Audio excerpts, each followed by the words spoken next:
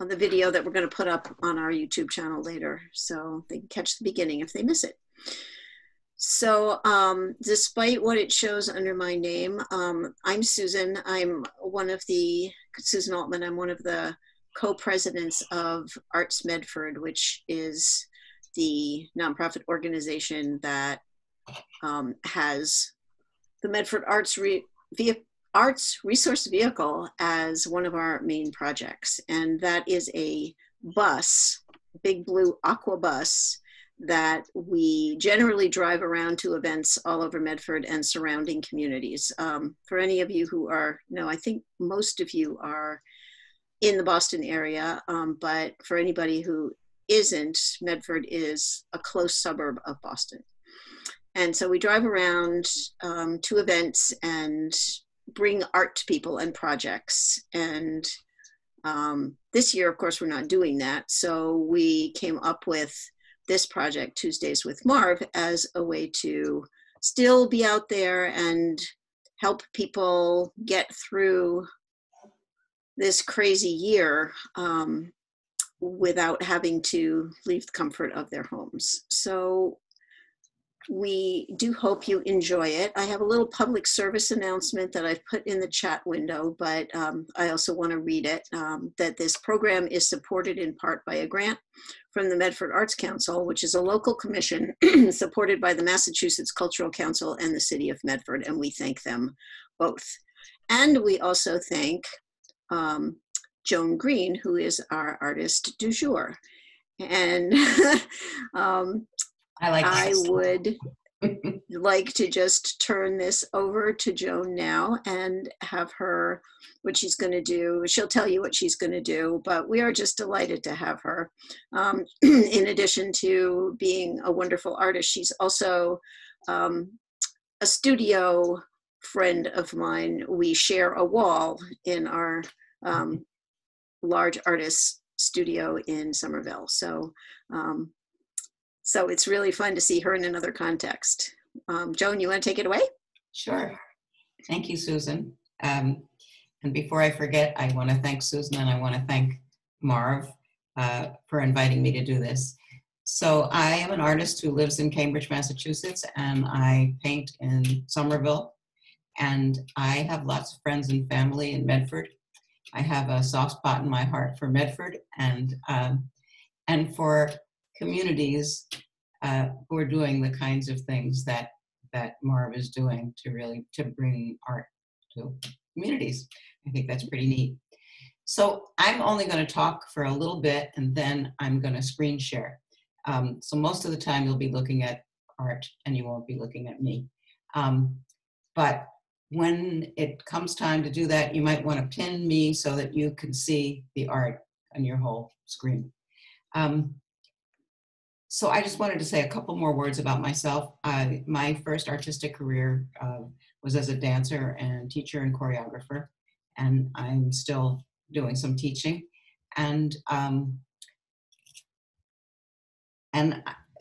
being a visual artist is something that I have also done all my life. So I knew at the age of 3 that I was supposed to do these two things, which is kind of weird. It took me a while to make it happen, but so I am also somebody who was a child artist, and that's an interesting thing when you were an artist all of your life. And I think it impacts a lot. I think it has a lot of influence on what I do.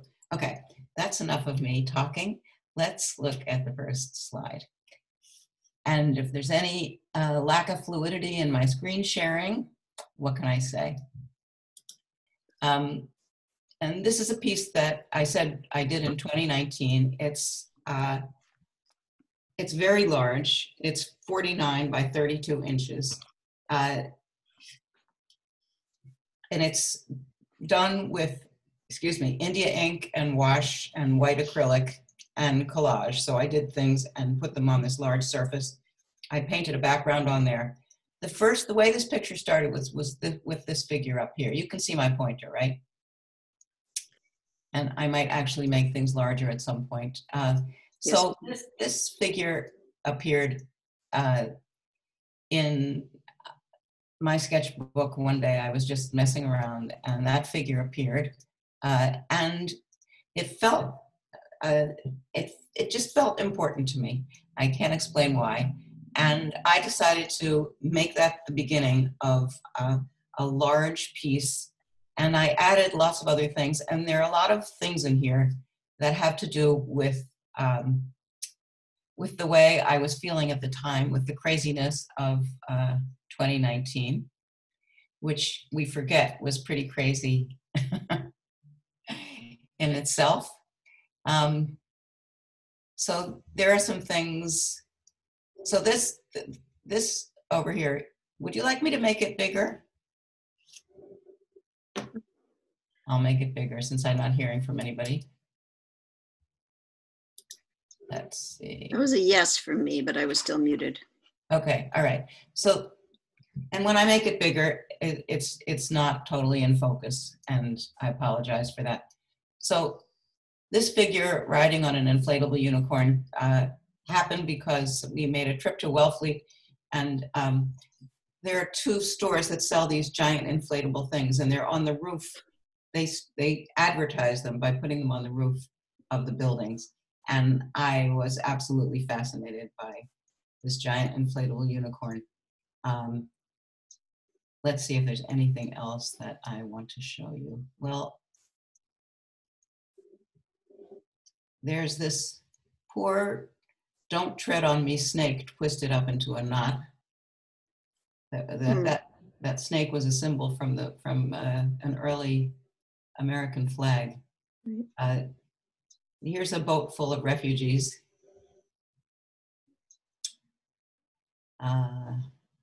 This is an animal swallowing a lot of plastic bottles.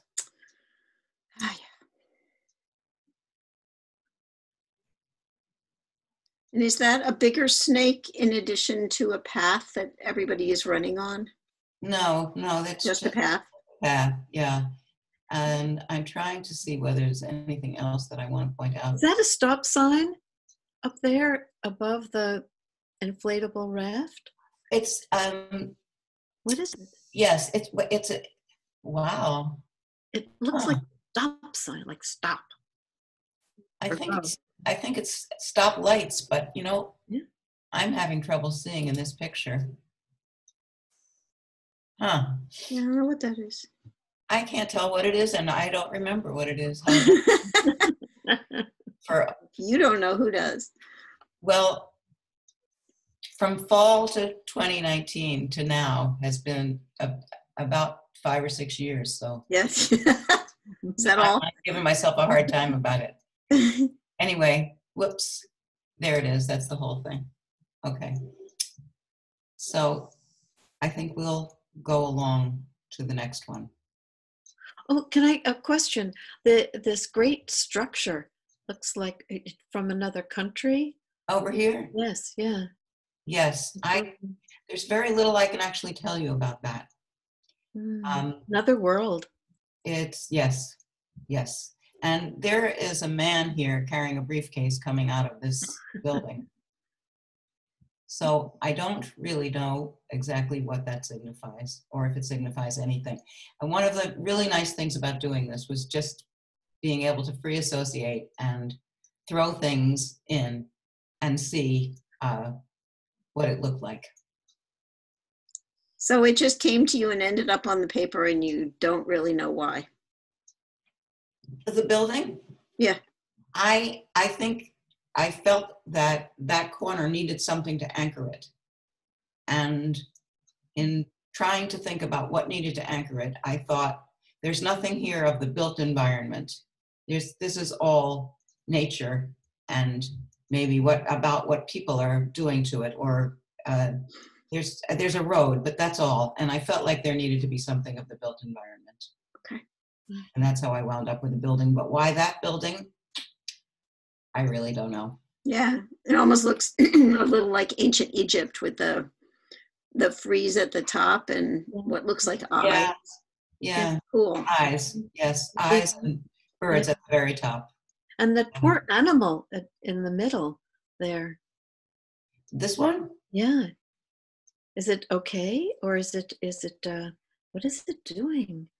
Are there two animals? No, I think it's one animal, and I think it's just there. Okay. I think it's observing this guy with his, his Paddle. paddle, Yeah. what do you call it? Oh, Paddle surfing equipment. Mhm. Okay, all right. So I think we're finished there, and we're going on. I was telling you about this piece, which is called Black Man's Pain, and it was really very much not planned. It was a visceral response to the death of a dear friend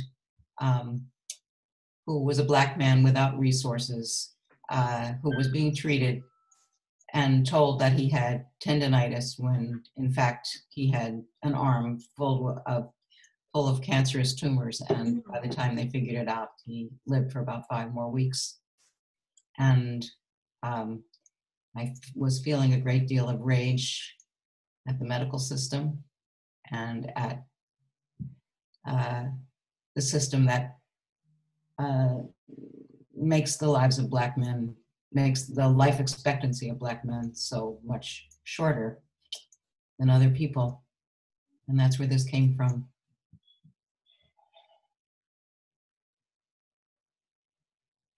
Is that, did you have in your mind a film strip of some sort?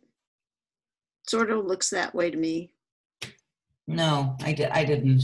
Okay. No, I just was thinking about trying to represent a variety of individuals Mm-hmm. there.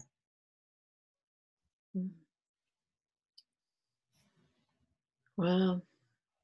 The what looks like blood coming down from the bottom part is very compelling. Yeah. The blood and bars. Mm-hmm. Mm. I know it's serious and heavy, and we can move on to something else. Okay, can you see the image now? Yes. Yes. Wow. So this is called Haiti 2010, and it was painted in 2011. And I thought to show it tonight because we're having so many hurricanes this hurricane season. Mm. I had a long thing I was going to say about this, but we're just going to get bogged down, so maybe I won't. It does have a certain chaoticness to it that evokes disasters. Disaster. Yeah. Yeah, that hurricane was horrendous for Haiti, as you remember, Mm-hmm. because it's probably not even really rebuilt yet. Wow. So these first few things that I'm showing you are all sort of topical, political kind of. It's really not typical of me at all, but they are things that I really like. So this was one of 2 pieces that that I made for, there was a call from the Augusta Savage Gallery at UMass Amherst to make pieces, to make original pieces on the theme of home. And they were to be 16 by 16 inches. They were to be new, never shown anywhere before. And you were allowed to write something about what it was. And at the time that this call came out, my stepson and his wife and 3 children had just been evicted from their apartment. And that was definitely the story that I wanted to tell. And this was the first one that was in the exhibit. And now I'm going to show you the second one.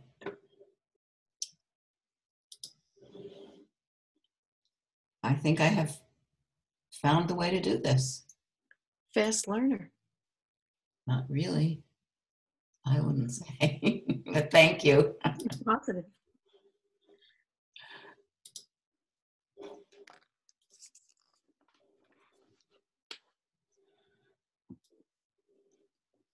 Okay, So what happened to them was that my daughter-in-law had to take her 3 kids and go to a women's shelter where they could not be with their father because that was the only way that they could get off the street. And this is the image that I made representing that. That's amazing. Thank you. I'm really, it's just the claustrophobia and lack of privacy is so clear to me. It's like everybody's uncomfortable all the time. So when everybody in this exhibit did completely different things, and there was nothing anywhere remotely like this. And a lot of what they wrote was very abstract. But what I wrote this story from my granddaughter's point of view, and I was really happy with it. Having it seen, it was a beautiful exhibit. It was very exciting to be in it. Okay, I'm going to go on. That's all right. Are those linoleum prints? Is that the media? No, actually, they aren't. It's scratchboard, and it's collaged on there. And the background, I'm glad you asked me that. The background was done with spray paint. And then I made these little scratchboard beds and glued them all on. Wow.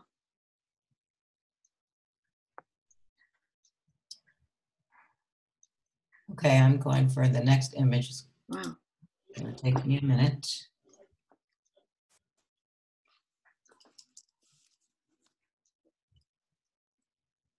Okay, what do I want to do next? I'm going to push, no, I'm going to do this next. Push, share screen, and share.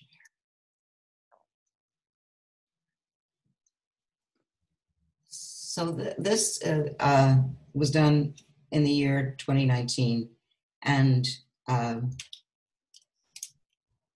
it's called Strong Woman with Parasol. And I did this while I was in Jamaica. So one of the wonderful things about my life in the past years is that I have spent January and February in Jamaica. My husband and I making art, teaching dance, and communing with the Caribbean. And this is small. It's 9 by 12. The background is watercolor, and then the collage was vinyl that was painted with acrylic. And I think the contrast of the watercolor and the acrylic on vinyl is part of what makes it interesting. So because it's vinyl, that the acrylic seems to be sort of watercolorish, because it doesn't stay exactly where you put it. Am I getting that right? Yeah, but these things were all done to be like that. I mean, right. No, I've never it's a very interesting, unpremeditated kind of process. I mean, and like we use things, my husband and I both do this, we use things like forks to make lines in it, or sponges. Wait, I meant to do that, not with my hand. Or sponges to make texture. So we just create textured paper, and then, which is actually vinyl, and then adhere it.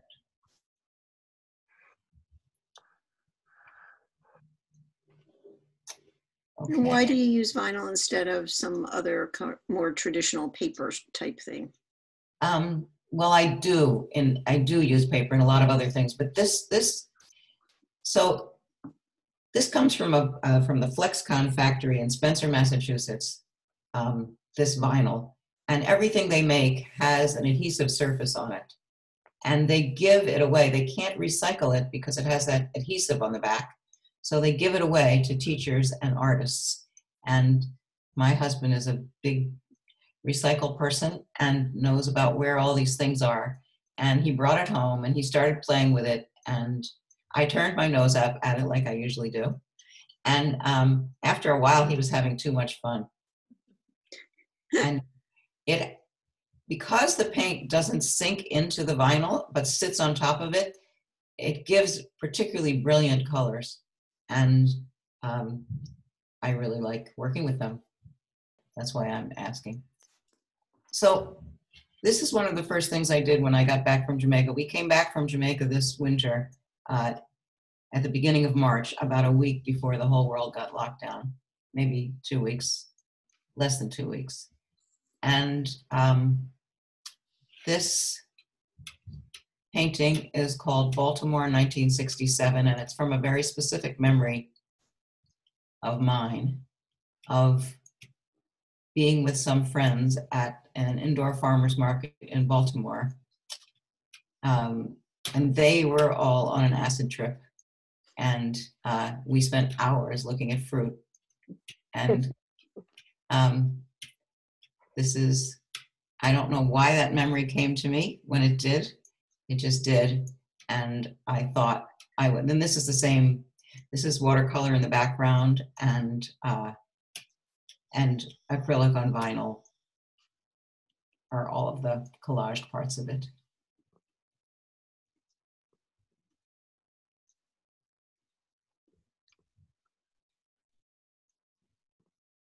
You're right, those colors they really pop. Yeah, yeah. And I like the contrast against the dreamy liquid quality of the watercolor. Yeah. Yeah, and you get real good textures, like the difference between the texture of the pear and of the pineapple is interesting, right? Yeah, mm-hmm. True. Okay, moving on.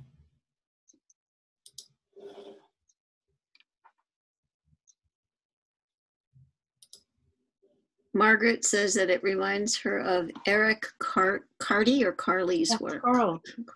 Eric Carle, yes. Oh, Eric Carle, yeah. Yes, it does. Yeah. Yeah, good observation, Margaret.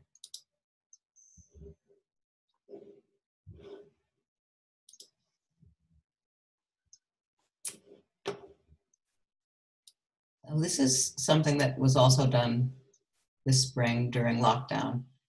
And this is called Adorned Figure. And this started out as an abstract. So I did a lot of abstract work, of which you might get to see a couple of them in a minute. This started out as an abstract and it really wasn't going anywhere and I wasn't able to pull it together. And I started to see this figure and I was working with scraps of washi, rice paper, that I had painted on, printed on, done all different things. This was stuff that was saved from a project I did in 2006. And I had been saving these scraps because I thought they were too wonderful to get rid of. And I had already done a lot with them, and I was down to the bottom of the barrel. And I was working on this figure, and then I read an article in the New York Times about this amazing self-taught quilt maker, Black woman quilt maker, whose name, of course, is escaping me at the moment.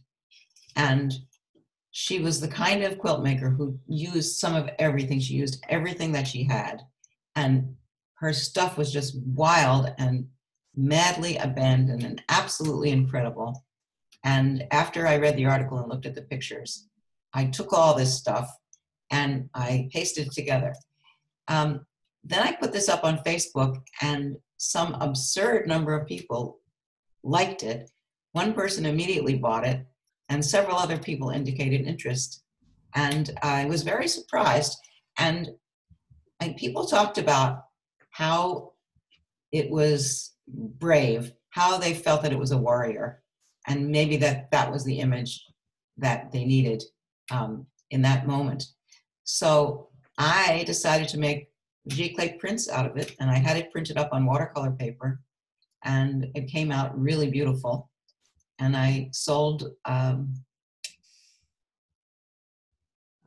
of them, which was a very nice thing to do. Wow. And that is 15 by 16.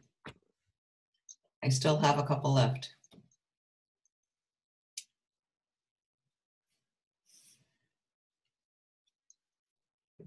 Nobody has anything that they want to say about this? It's amazing. Thank you. What's amazing about it is that it came together. I mean, it just was loping along there for the longest time. It's, I think what amazes me about it is for a bunch of cutouts, it's so full of motion. It's just really, I love it. Thank you. So this is one of the abstract collages that I've been doing. And this has some of that paper, some of the rice paper as well, washi. And it's a watercolor background. There's all kinds of things in there. There's a piece of a Trader Joe's grocery bag, 2 pieces, and some pencil, various other things. This is called Cosmic Prayer. And it has to do with a prayer that is constantly in my head every day about our country. Our country, the United States. Because we have somebody from Toronto on. Yeah, sometimes we pray that we could move to Toronto. Yes. Yeah, we wonder about your president down there. Yeah. You wouldn't be alone. Toronto was where everybody was going to be going, moving to, when I was in my last year in college. And they all said, you know, so many people were going to move to Toronto from Boston. Did they? Some did, yeah. Was it because of the draft? Yeah. Mm-hmm. Yeah. Yeah. It was the 65. Yeah. 60, 65, 66.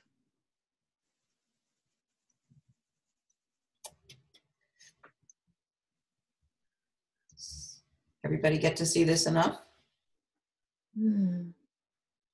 Yeah. Yeah, yeah. I'll hold it in my being. It's a prayer. This is another abstract that I did with. This one started out with India ink, and a technique that I used a lot that I haven't shown you, but that I used a lot this spring, this winter and spring, of drawing in water. So just taking a brush full of water and drawing with it. And then taking India ink in a dropper and dropping it and seeing where it goes. So it doesn't go everywhere. Just goes where it wants to go, and then I could influence it with a brush if I wanted, or I didn't really use a brush in the ink. I just drew these lines with the stopper of the bottle. And then I added white acrylic, and this is elephant dung paper painted with beet juice. What? Why not? So, when you've already eaten the beets for dinner, and there's the juice. Actually, I don't think this that my arrow's on is beet juice. I think this is beet juice. It's lighter than that. Oh. This is probably watercolor over beet juice. Yeah. I'm surprised it has that much staying power. Well, I think this is watercolor over it. But the beaches actually that was rather an intense batch. Maybe there wasn't a lot of water in that because it was pretty concentrated. Mm. So I know this is abstract, but boy, that sure looks like a person there with a glove covering its face, his face. And Oh, here, yeah. Oh my, like, oh no. Oh, what is happening? this was totally an abstraction. And Mm. there was nothing in my mind as I did it. But that's the wonderful thing about an abstraction is that the more you look at it, the more different things you can find in it. I think. I mean, I think, you know, that abstract art can be amazing that way. Yeah. But what I really was doing here was playing with layers. So leaving things, you know, leaving things visible underneath, asking questions about what's on front and what's behind and what comes forward and what goes back. Mhm. So these are all things that I'm interested in playing with and learning more about.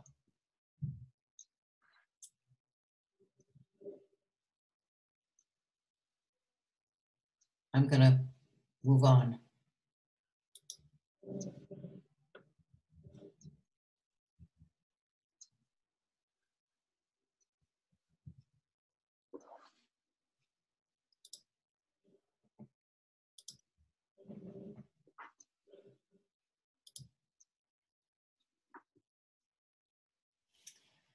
This is another abstract 9 by 12. And it's a cell phone camera photograph, so it's not very wonderful. So this area here is just white. It's just not in good light.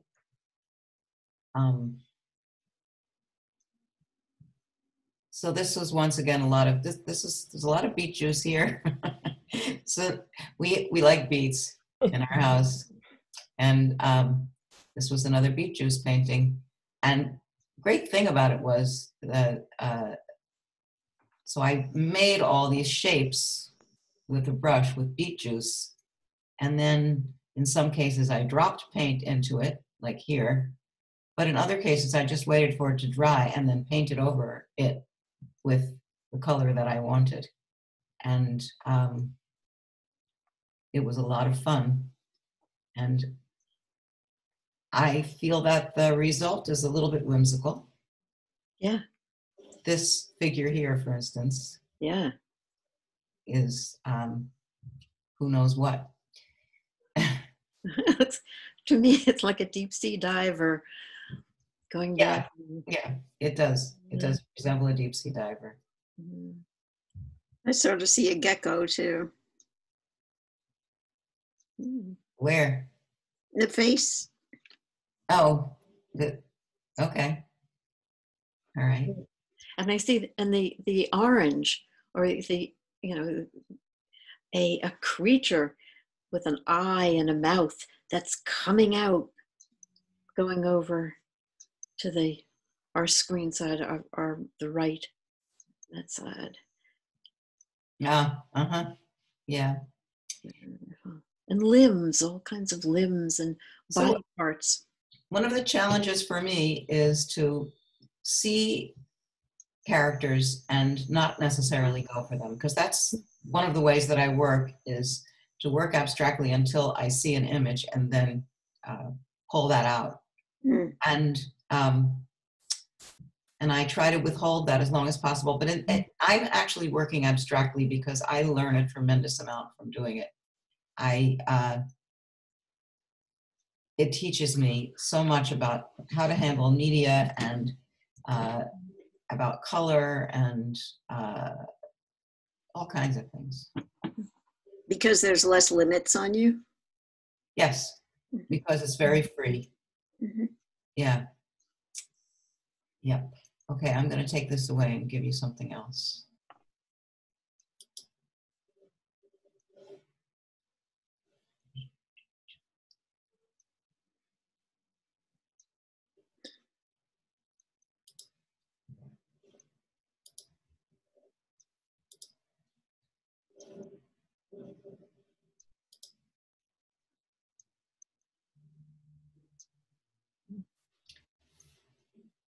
This actually was done in 2019, and it's oil on Yupo, and it is 20 by 26 inches, and it's called Jackie on State Beach. And I think that the reason that I painted this was that, well, we were in Martha's Vineyard, and this is one of the people we were with, and she's got a big body, and she lives comfortably inside it, and she presents herself on the beach in a way that just really moved me. And that's kind of why I made the painting.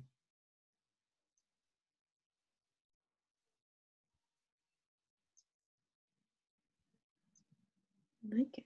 Joan, I just want to point out that it's, according to my clock, it's 7:53, which the only reason I'm pointing that out is because I think Zoom will let us go on as long as we want to, but well, I wouldn't. It might not. There's an outside chance. I wanted to show one more thing, and is that, you think that's okay? Sure. Okay. All right. I had more things, but I'm just going to be content to show this one, because this one is a work in progress, and I would love to have some reaction to it, maybe, if anybody feels like reacting.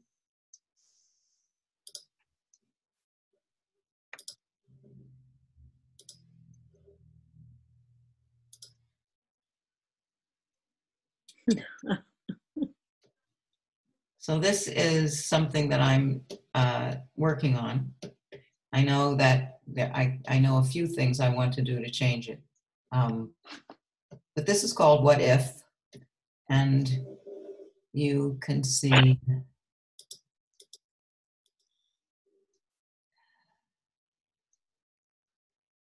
that this is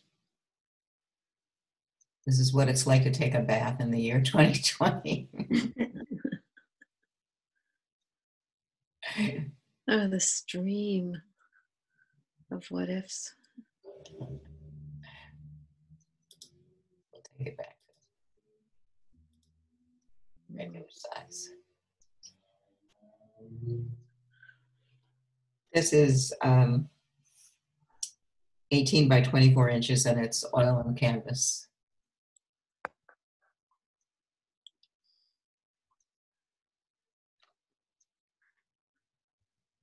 So, well, while you're looking at that, let me just say that I deeply appreciate your all being here, and you're putting up with my difficulty in navigating Zoom. Thanks for that. No, it's fine. I really love this. I know it's, as you say, a work in progress. Well, it's pretty close to finished, I think. Yeah, yeah, yeah. I love that. You know, that whole stream and that figure, and then the window right there with.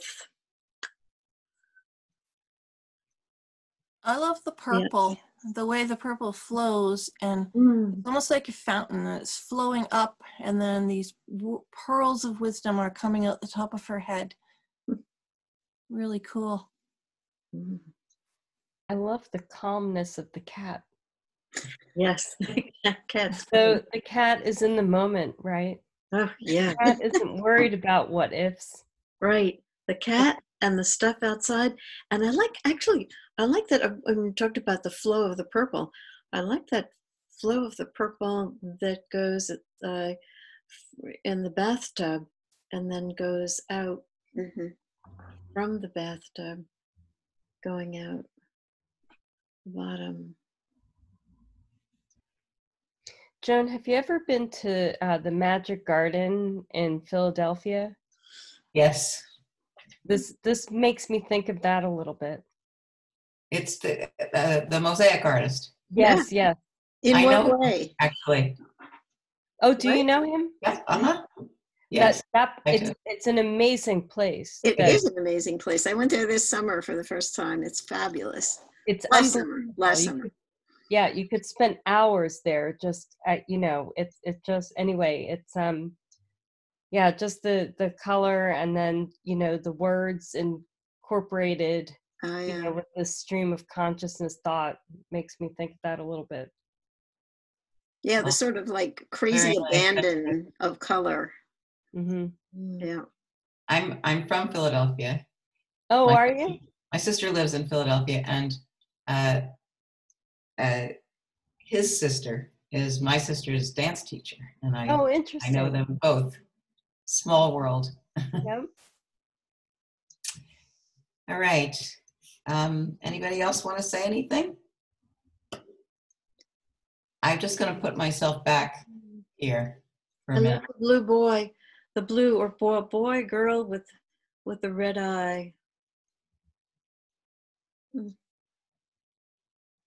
Female. Female. Okay. Got a breast and a nipple. Oh, yeah, right. I mean, not that men don't have a breast and a nipple. They do. Yeah. No, female. Okay. Well, I just wanted to put myself back on screen so I could thank you all again. Thank you, Joan. This is great. Yeah, thank you. What a treat. Really great. Everybody should have a lovely evening. I You hope too. you all do. Yeah. Yes. I did have one question. Yes. What's it been like to create your art during this pandemic? Because I visited you and actually bought one of your pieces last year at Open Studios, and I love that piece. And I write fiction, and I've been unable to write during the pandemic.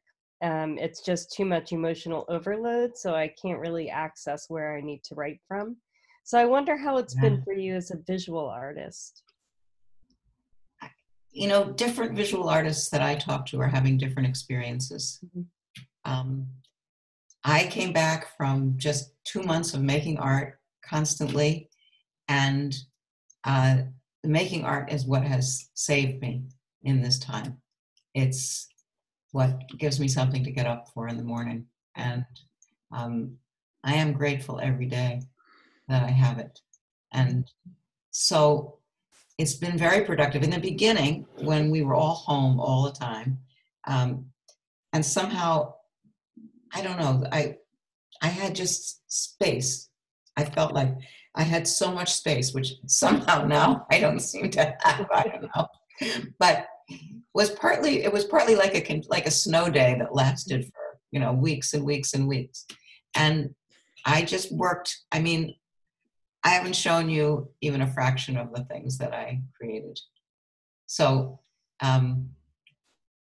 but other people are saying to me, how are you doing that? That's not, that's not the experience we're having. Some people have been very, very prolific, and some have not. Mm-hmm. And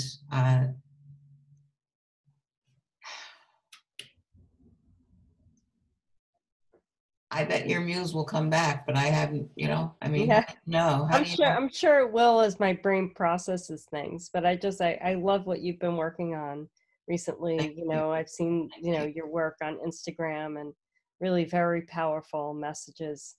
Thank you. Yeah. How come I don't know that you're on Instagram? Oh, I'm Cat Lady 88. Okay. All right. Yeah, I follow you. Yeah. Right. But I follow people, but then I forget what their handles are. Right. I think, who's Cat Lady 88? And it doesn't have your whole name. That's right. Yeah. So there's somebody else I know whose name is Anita, and so I was wondering who it was. Okay, I think it's time for us to go. Okay, thank you so much. I really enjoyed seeing your work. Thank you, Joan. This is great. Thanks, everybody. Okay, good night. Bye. Good night.